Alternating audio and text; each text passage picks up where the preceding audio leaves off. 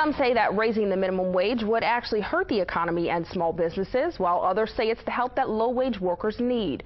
Loyola University economic professor Dr. Walter Block is here to talk about how a higher minimum wage would affect the economy. But let's start with the bigger question, which you say, should there be a higher minimum wage or a minimum wage at all? Oh, I don't think there should be a higher one, and I don't think it should stay where it is. I think, and I don't even think it should be reduced. I think it should be eliminated entirely. So how does that work? Well, you just pass a law saying no more minimum wage, I guess. Yeah. At one time, I think in 1937 they started it. I forget the year, somewhere in the 30s. And before that, we didn't have any. So I say let's turn back the clock and go back to a situation where there was no minimum wage. And are you afraid that low-wage workers would get paid even less than they're paid now? No, I'm not afraid of that at all. What I'm happy about is that all the unemployed workers who are unemployed by it will now get jobs. See, the minimum wage law is not an employment law. It doesn't raise wages. It's an unemployment law, and it creates unemployment. Look, minimum wage law just says, let's say the new one, $10 an hour. Okay, yeah. It says that if you hire me, you have to pay me $10 an hour. Does it say you have to hire me? No. No. Ah. It doesn't say that anyone has to hire anyone. It just says if you hire me, you have to pay me $10 an hour.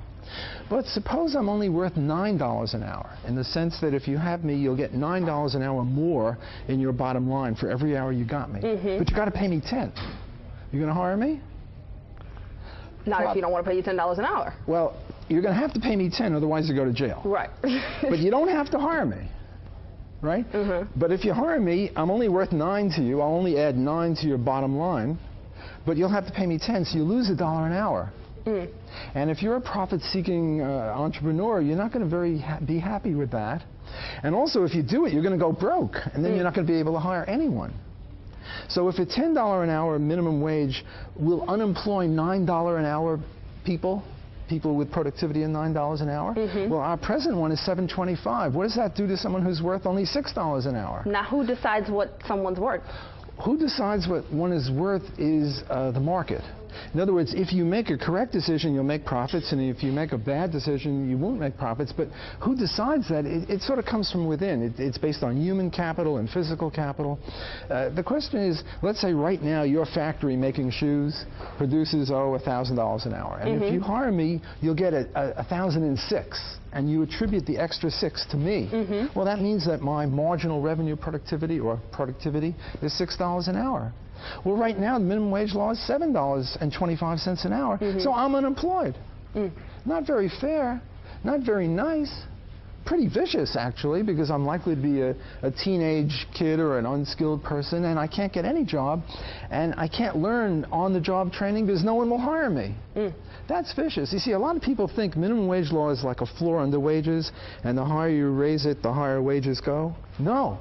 The minimum wage law is a high jump bar over which you have to jump to get a job, and the higher it is, the harder it is to jump over it. So you're saying if we raise the minimum wage again, that doesn't mean that people making $10 an hour now, they will start making more money? If we raise it again, say from $7.25 to $10, then all the people from $7.25 to $10 right now will lose their jobs. Not in 1 second, but eventually they'll all lose their jobs if nothing else changes. So it's a vicious, depraved, immoral law. It attacks the weakest economic actors in the whole society. It's just preposterous and horrible, and we shouldn't have it because it's an unemployment law. It's not an employment law. Now, we say that the average unemployment rate is, I don't know, 8 or 9%. The shadow statistics say it's more like 13%. But if you look at the smaller segments of the labor market, look at unskilled workers. Like, for example, adults are more productive than kids because they've got more experience. The unemployment rate of kids is twice adults.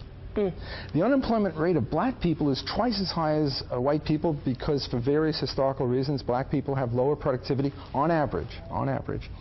And the unemployment rate for blacks is twice what it is for whites. And if you add it both together, the unemployment rate for black teenagers is quadruple. It's vicious. It's up in the stratosphere, 40, 50, 60%, and it's really even higher, except for the discouraged worker phenomenon. That is, when you stop looking for a job, they don't count you as unemployed anymore.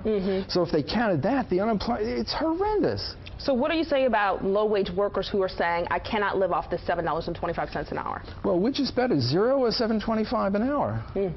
In my mathematic training, $7.25 an hour is better than 0, no matter how you slice it. Yeah, I think they realize it's compared to 0, but what about trying to live off that? Do you believe people shouldn't be living off these kind of jobs? I think that people should not have to live off $7.25. They should have to. Everyone should make $50 an hour. But the point is that productivity is a very important part of the wage determination. Indeed, wages are determined by productivity. The reason LeBron James gets so much money is because he's got productivity. He can put rear ends in seats. The reason you and I earn middle-class salaries, I presume, is because our productivity is middle class. The reason people who ask if you want fries with that have lower productivity, or who push a broom have lower productivity and make lower wages, productivity is what determines wages. And you just can't pass a law. Look, if the minimum wage law was so great, why be so niggardly? Why stop at $10 an hour?